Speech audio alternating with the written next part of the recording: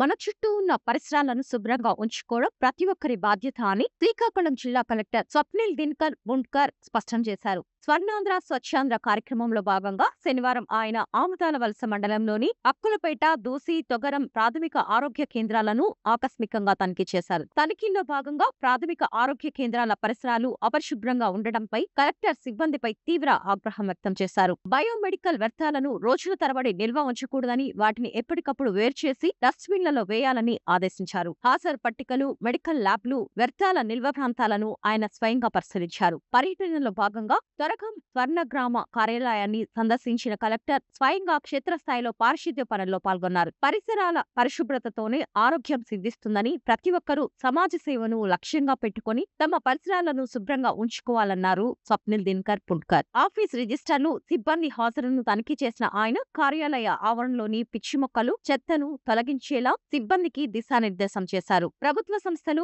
పర్యావరణ పరిరక్షణలో role model గా ఉండాలని కలెక్టర్ పిలుపునిచ్చారు. ప్లాస్టిక్ వాడకాన్ని తగ్గించి వ్యర్థాలను రీసైక్లింగ్ చేసే విధానాలను అవలంబించాలన్నారు. అన్ని ప్రభుత్వ కార్యాలయాలు జీరో వేస్ట్ లక్ష్యంగా అడుగులు వేయాలన్నారు. వ్యర్థాల నుంచి శక్తి ఉత్పాదన, నీటి పరిరక్షణ వంటి సమీకృత చర్యల ద్వారా పర్యావరణాన్ని కాపాడాలని సూచించారు. ఈ పర్యటనలో జిల్లా ఆరోగ్య శాఖ అధికారి కె. అనిత మరియు ఇతర శాఖల అధికారులు పాల్గొన్నారు.